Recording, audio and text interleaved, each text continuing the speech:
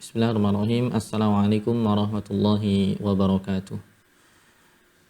Alhamdulillahi wa kafa, wassalatu wassalamu ala al-habibil mustafa wa ala alihi wa sahbihi wa man ihtada bihudahu amma ba'du.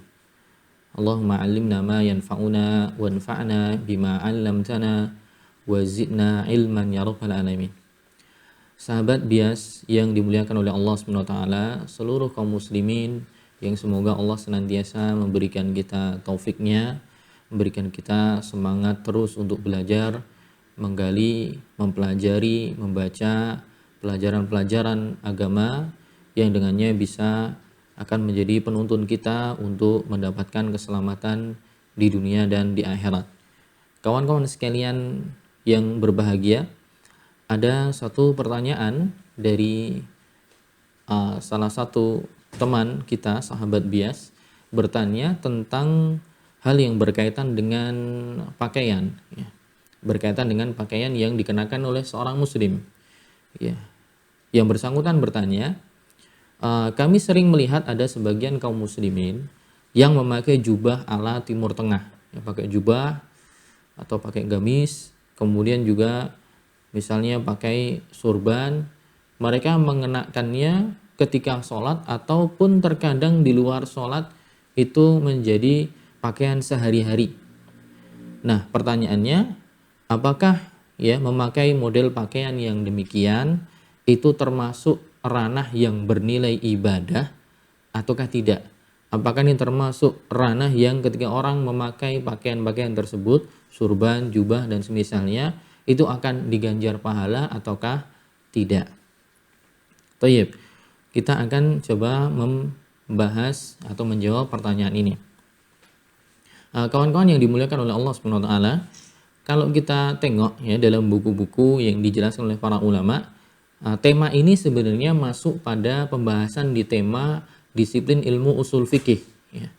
Pada disiplin ilmu usul fikih ada pembahasan namanya al-af'al an-nabawiyah, yaitu perbuatan-perbuatan yang dilakukan oleh Nabi Muhammad SAW semasa beliau hidup.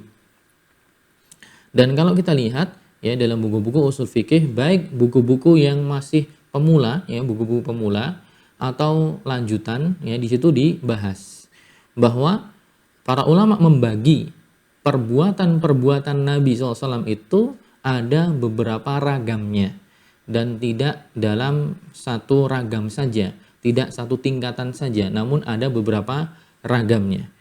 Nah, secara kita akan bawakan apakah perbuatan-perbuatan itu ya, para ulama membagi hal-hal yang dilakukan oleh Nabi itu menjadi 4. Sebagian ulama ada yang membaginya menjadi 3, tapi ada juga yang membaginya menjadi 4, ya, menjadi 4 bagian. Seperti misalnya dalam pembagian yang dibawakan oleh Syekh Muhammad bin Shalih Al-Utsaimin dalam kitab Al-Usul min Ilmil Usul di disiplin ilmu usul fikih, yang mana beliau membagi ya perbuatan yang dilakukan Nabi. Pertama adalah perbuatan Nabi SAW yang khusus hanya untuk beliau saja. Perbuatan jenis yang pertama adalah perbuatan yang dilakukan oleh Nabi SAW yang khusus untuk beliau dan tidak untuk ditiru dan diteladani oleh umatnya. Ini contohnya apa? Contohnya Nabi menikah dengan perempuan lebih dari 4.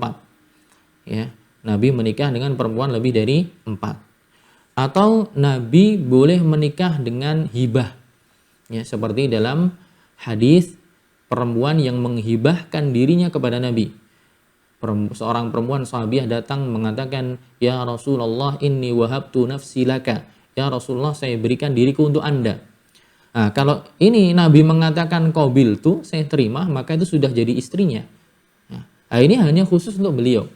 Tidak boleh kemudian dipraktekkan oleh orang lain dari umatnya. Ada perempuan datang mengatakan saya berikan diriku untuk Anda, kemudian qabil tu jadi istrinya. Tidak. Ini khusus untuk Nabi.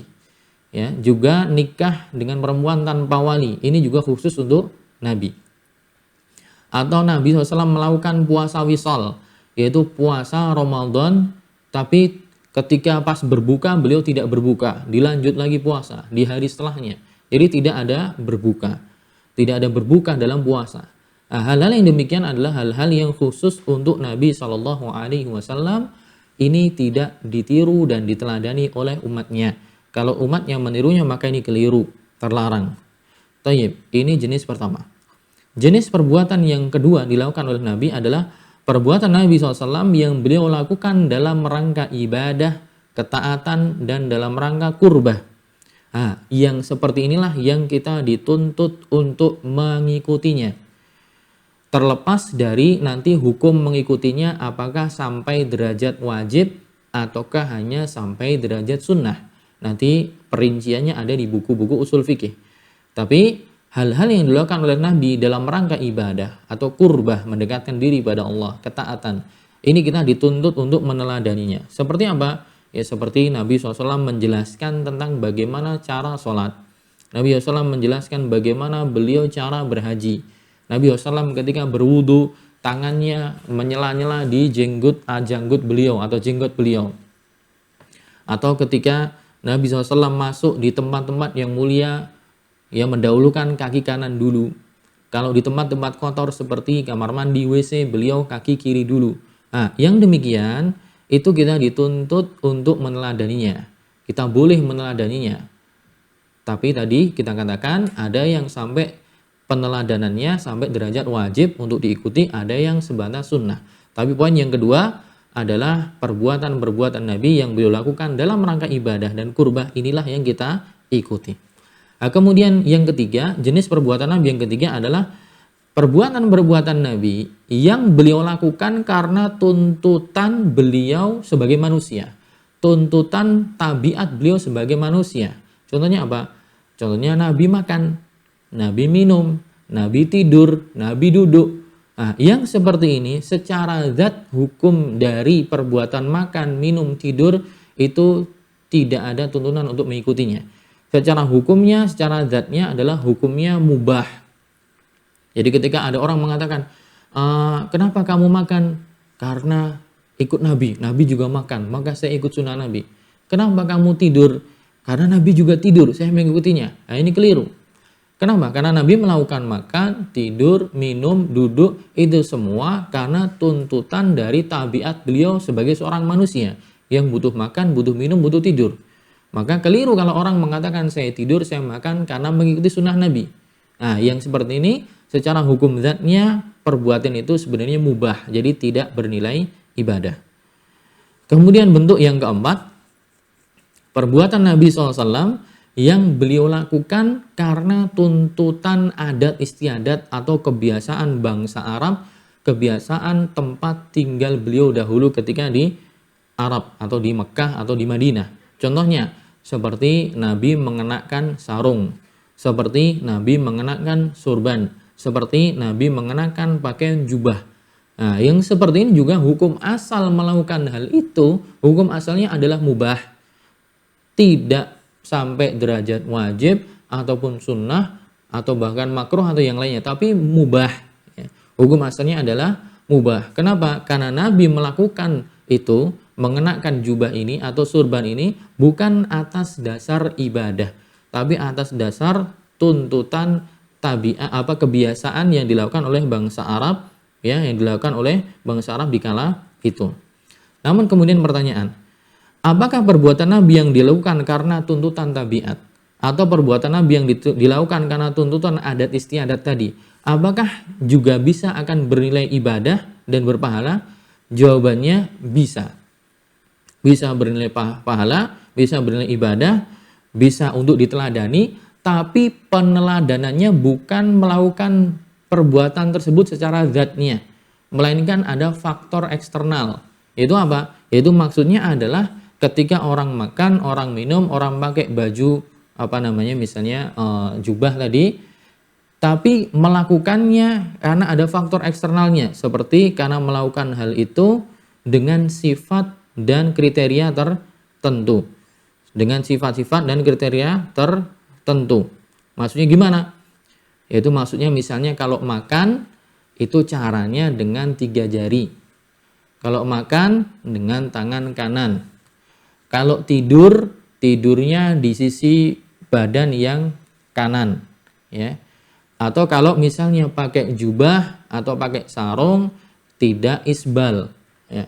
Jadi sisi peneladanannya adalah memakai pakaiannya dengan sifat tertentu, dengan cara penunaian tertentu, tapi bukan dalam rangka saya mengikuti sunnah Nabi makannya, bukan makannya, tapi yang diikuti adalah cara makannya, bukan tidurnya, tapi yang diikuti adalah cara tidurnya, bukan Nabi pakai pakaian ini atau itu, tapi cara berpakaiannya.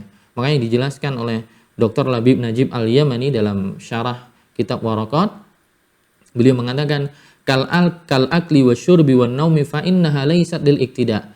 Makan, minum, tidur itu semua bukan untuk diteladani. Illa hayat wa kaifiyatil kal af'alil jibillah mithlu kaifiyati aklihi. Melainkan yang diteladani adalah bentuk dan bagaimana cara menunaikan perbuatan tadi.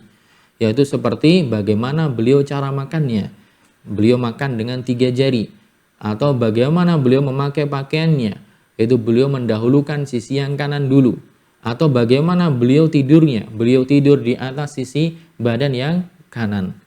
Jadi dari sedikit penjelasan ini menunjukkan bahwa memakai baju jubah atau memakai surban itu bukan bernilai meneladani Nabi. Itu Nabi melakukannya karena adat istiadat. Konsekuensinya apa? Boleh-boleh aja baik kita pakai batik, boleh-boleh aja baik kita pakai koko, boleh-boleh aja baik kita pakai songkok nasional, karena ini perkara yang mubah hukum asalnya, sesuai tradisi. Tapi ketika kita pakai baju batik, tidak ada gambar bernyawanya. Ketika kita pakai celana panjang atau sarung, tidak isbal. Itulah yang dituntut untuk diteladani. Jadi bebas, boleh memakai baju apa saja selagi tidak bertentangan dengan syariat. Yang dituntun adalah bagaimana cara berpakaiannya, bagaimana cara makannya, bagaimana cara minumnya. Itulah yang bisa kita teladani dari Nabi SAW. Semoga yang sedikit bermanfaat. Barakallahu fikum jami'an.